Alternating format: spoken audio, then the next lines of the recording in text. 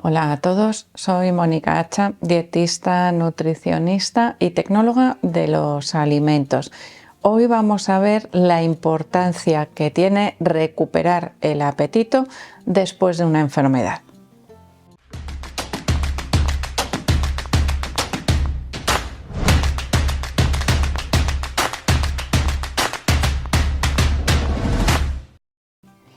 Cómo recuperar el apetito cuando hemos sufrido una enfermedad importante es algo que es fundamental. ¿Por qué? Porque lo que ingerimos es lo que va a garantizar que tengamos una buena recuperación, sobre todo a medio o largo plazo.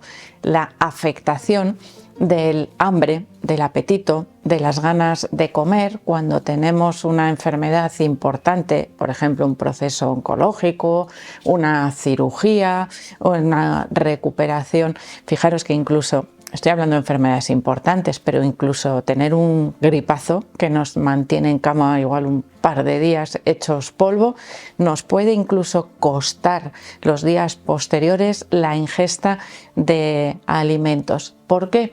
Porque nuestro cuerpo está mandando más cantidad de recursos a esos lugares donde tiene que favorecer la recuperación.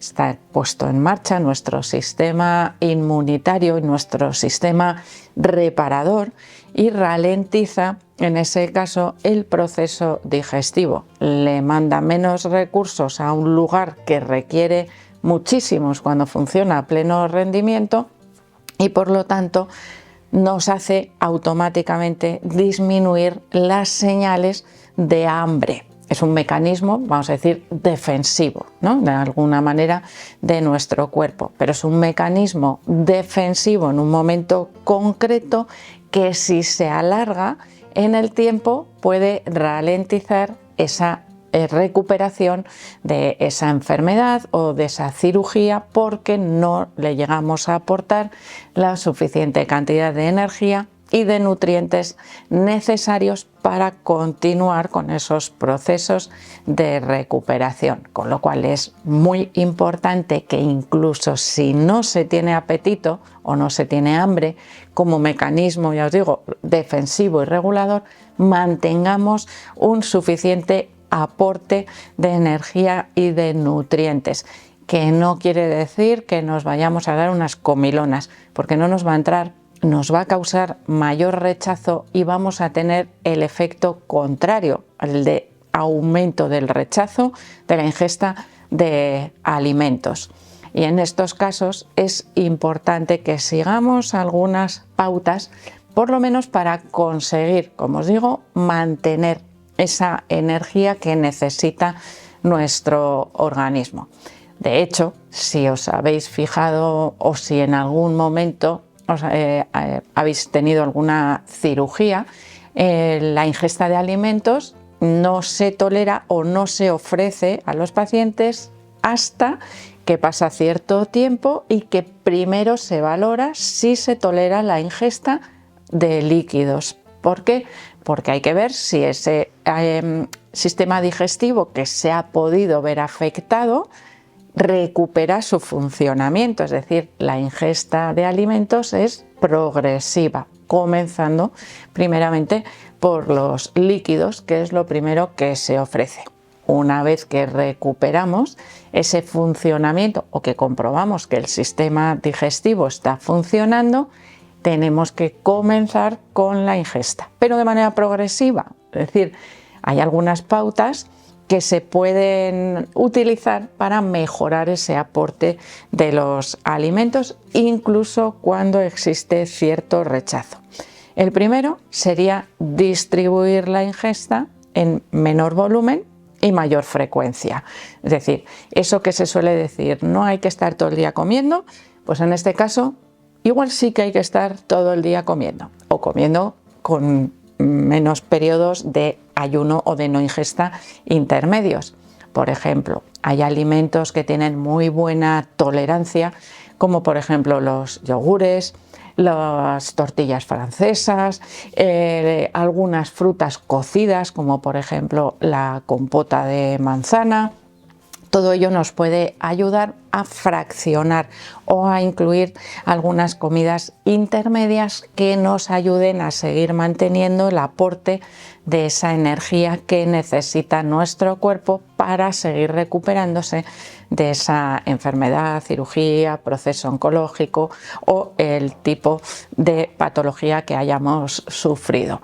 De esa manera, fraccionando las ingestas y utilizando alimentos nutricionalmente densos, vamos a conseguir mejorar la recuperación. Cuando no existen o no tenemos esas ganas de comer, es importante evitar presentar la comida en raciones grandes o en platos que tengan un tamaño muy grande, porque eso automáticamente de manera inconsciente va a causar rechazo. Es decir, si yo pongo, aunque sea esos alimentos de los que estábamos hablando inicialmente, sirvo por ejemplo una tortilla francesa en un plato gigante con mucho acompañamiento, eso automáticamente me causa más rechazo que si yo la sirvo en un plato más pequeño y me parece que estoy comiendo más cantidad. Realmente la forma de ofrecer los alimentos puede variar de una persona a otra, evidentemente, pero puede tener influencia en cómo los percibamos, con lo cual vamos a tratar de que resulte menos agobiante, ¿no? También esa presentación de los alimentos. Imaginaros una bandeja con 3 platos, el postre, con todo presentado al mismo tiempo. Yo no voy a poder comerme todo eso. Y si saco una tortilla, insisto con la tortilla porque es de muy fácil digestión y suele aceptarse muy bien, y después pregunto, ¿sigues teniendo hambre? Sí, un poco. Pues entonces presento otro plato en lugar de ponerlo todo al mismo tiempo. También es muy importante el tema del olor. Hay olores que cuando estamos convalecientes automáticamente causan rechazo. Suelen ser olores fuertes, olores intensos, que de alguna manera nos mandan señales de que no tenemos que comer esos alimentos o de que retrasemos la ingesta de alimentos. A veces nuestro cuerpo es muy sensato, muy listo, y hay olores que nos causan rechazo y sin embargo otros que no. Pues vamos a tratar de evitar aquello que mi cuerpo está rechazando simplemente por el olor, porque podría ser algo que no beneficie en mi recuperación. De hecho, por ejemplo, uno de los olores que puede causar cierto rechazo podría ser el olor a café. Igual es que mi cuerpo está diciéndome que no tengo que consumir una bebida que aumenta la excitabilidad de mi cuerpo por el contenido en cafeína que contiene. Es decir, puede estar mandándome señales de que yo no tengo que activar mi metabolismo, sino que tengo que mantener en calma, digerir bien lo que estoy consumiendo para aprovecharlo al máximo. Bueno, os pongo ejemplos así como un poco al azar para tratar de entender cómo funciona nuestro cuerpo o nuestro cerebro cuando nos dice o nos manda señales para que elijamos entre unos alimentos y otros, dependiendo de aquello que necesite en mayor medida.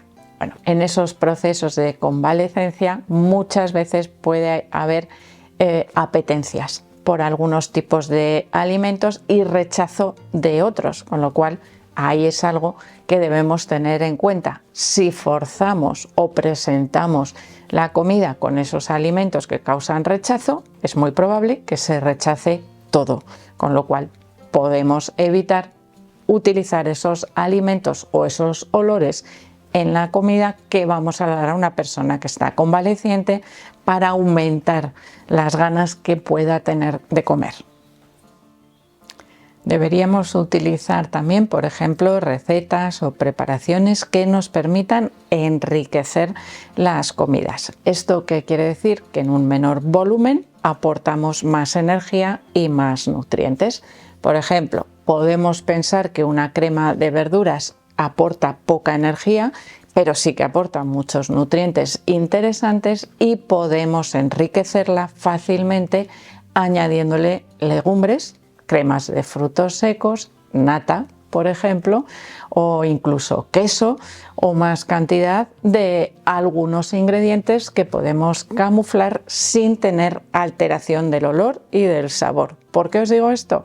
Porque la tentación que podemos tener de hacer un puré con huevo cocido o con pescado o con carne provoca una alteración de la textura y del sabor que suele causar rechazo. Por lo tanto, evidentemente a la hora de cocinar este tipo de recetas enriquecidas tenemos que probarlas. Si a nosotros ya automáticamente nos causa rechazo, imaginaros a una persona que está convaleciente y que tiene pocas ganas de comer.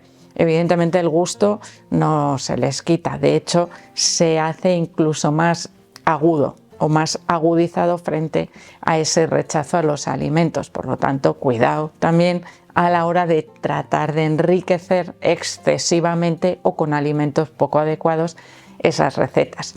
¿Cómo enriquezco, por ejemplo, esa tortilla francesa de fácil digestión? Con queso, con nata, por ejemplo, con jamón picado, es decir, algunas mezclas de alimentos son muy bien toleradas y nos pueden ayudar a mejorar sobre todo la nutrición. Texturas de fácil masticación que no requieran mucho esfuerzo ni a la hora de comer ni a la hora de digerir, también nos pueden ayudar a mejorar la alimentación, la dieta de las personas que están convalecientes. Por lo tanto, deberíamos tratar de simplificar al máximo esas preparaciones, pero siempre teniendo en cuenta que debemos en poco volumen y en fácil comer mejorar el aporte de nutrientes. Así que ya veis que existen algunos trucos y algunas estrategias para conseguirlo con facilidad.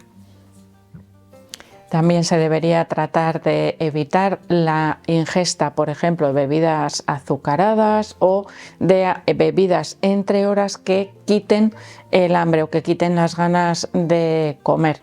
En esos casos, evidentemente, tendríamos que tratar de controlar esa ingesta de líquido para evitar que afecte a la cantidad de ingesta de alimentos que son los que realmente nos van a proporcionar esos nutrientes y esa energía que necesitamos. Podéis pensar, bueno, pues si yo tomo una bebida azucarada, por ejemplo, ya estoy aportando energía. Sí, pero a nivel nutricional es prácticamente un cero y puede limitar, es decir, ocupar un espacio en el estómago que deberían estar ocupando otros alimentos que al mismo tiempo que energía estén proporcionando nutrientes interesantes para la recuperación, como serían las proteínas, las grasas, las vitaminas y los minerales presentes en los alimentos, con lo cual cuanto nutricionalmente más interesantes sean esos alimentos,